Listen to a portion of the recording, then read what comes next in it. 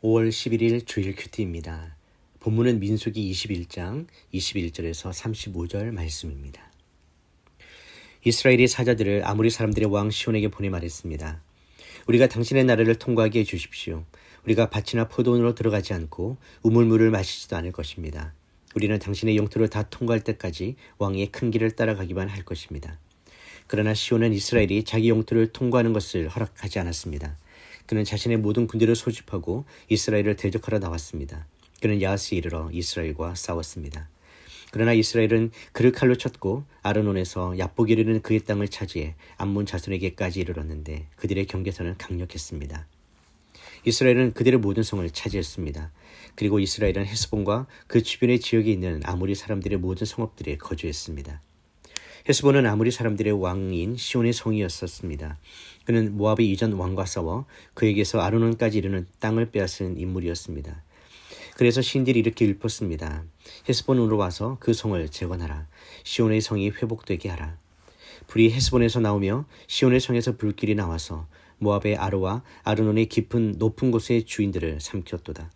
모압아, 네가 화를 당했구나. 너 그모스의 백성아, 네가 멸망을 당했구나. 그 아들들은 도망자가 됐고 그 딸들은 아모리와 왕 시온에게 사로잡혔구나. 그러나 우리가 그들을 내팽개쳤도다. 헤스본이 디본에 이르기까지 다 멸망하고 말았구나. 우리가 그들을 쳐부수어 메드바에 이르는 노바까지 쳐부수었다. 이렇게 해서 이스라엘은 아모리 사람들의 땅에 정착했습니다. 또한 모세가 사람을 보내어 야세를 정탐하게 했으며 이스라엘 백성들이 그 주변 지역들을 차지하고 거기 있던 아모리 사람들을 몰아냈습니다. 그런 다음에 그들은 방향을 바꾸어서 바산을 향해 난 길로 올라갔습니다. 그러자 바산 왕 옥과 그의 모든 백성이 그들을 대적하러 나와 에드레이에서 싸우게 됐습니다. 여호와께서 모세에게 말씀하셨습니다. 그를 두려워하지 마라. 내가 그와 그의 모든 백성과 그의 땅을 네 손에 넘겨주었다. 너희가 헤스본에 살던 아모리 왕 시온에게 했듯이 그에게 해주어라. 그들이 그와 그 아들들과 그 모든 백성을 쳐서 아무도 살아남을 사람이 없게 했습니다. 그렇게 해서 그들은 그의 땅을 차지했습니다. 본문 요약입니다.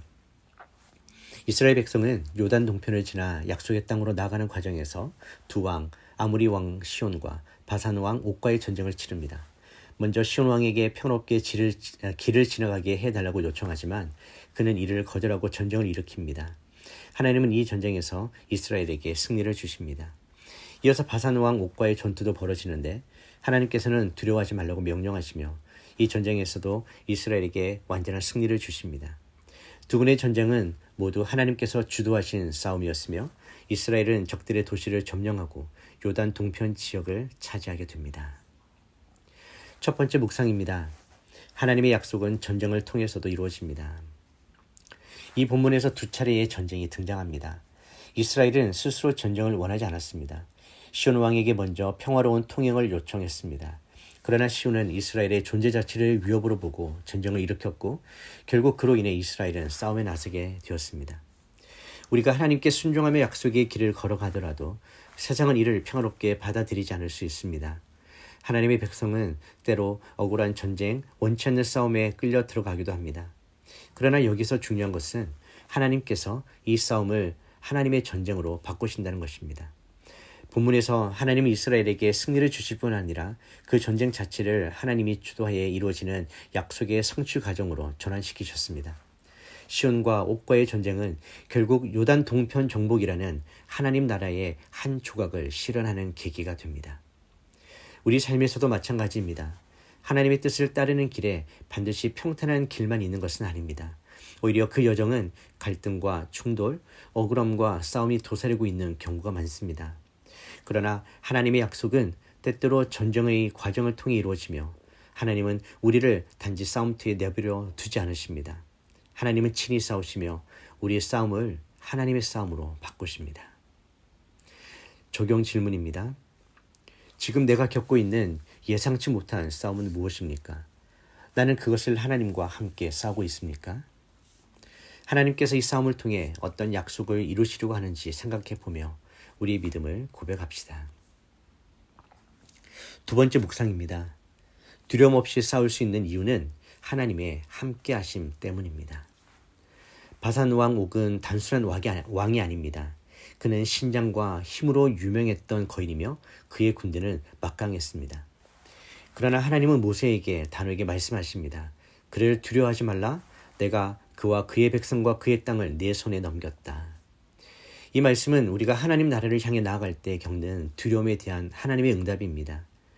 두려움은 우리가 하나님의 약속을 포기하게 만드는 가장 강력한 무기 중 하나입니다. 우리가 싸움의 결과를 미리 알 수 없기에, 현실의 장벽이 너무 커 보이기에 우리는 종종 물러서기도 합니다. 그러나 하나님은 내가 이미 이겼다라고 선언하십니다. 미래형이 아니라 완료형입니다. 싸움은 아직 끝나지 않았지만 하나님의 시점에서는 이미 승리는 결정되어 있습니다. 이것이 하나님의 백성의 싸움 방식입니다. 우리는 싸워서 이기는 것이 아니라 이미 이긴 싸움을 싸우는 사람들입니다. 하나님의 약속은 반드시 성취되며 그 과정에서 필요한 용기와 힘은 하나님께서 공급하십니다. 따라서 우리가 싸워야 할 싸움에서 두려워하지 않을 수 있는 이유는 우리 안의 강함 때문이 아니라 우리 곁에 계신 하나님 때문임을 잊지 말아야 합니다. 적용 질문입니다. 나에게 바산 왕 옥처럼 감당하기 버거운 현실의 장벽은 무엇입니까? 하나님께서 이미 승리를 약속하셨음을 믿으며 용기 있게 나아가야 할 삶의 영역은 어떤 것이 있는지 돌아봅시다. 기도하겠습니다. 전쟁을 통해서도 당신의 약속을 이루시는 하나님 아버지, 종종 예기치 못한 갈등과 어려움 앞에서 두려움에 빠지고 믿음이 흔들릴 때가 많습니다. 그러나 오늘 말씀을 통해 다시 깨닫게 해주시니 감사합니다. 싸움의 결과는 이미 하나님의 손에 달려 있으며 우리는 하나님의 인도하심 아래 이긴 싸움을 살아가고 있음을 믿습니다. 시온과 옥처럼 강한 적이 앞을 막고 있어도 두려워하지 않고 뒤로 물러서지 않고 하나님의 명령을 따라 담대히 나아가게 하여 주시옵소서. 약속의 땅은 여전히 멀어 보이지만 그 여정의 한 걸음 한 걸음을 주님과 함께 걷게 하여 주시옵소서. 예수님의 이름으로 기도드립니다. 아멘.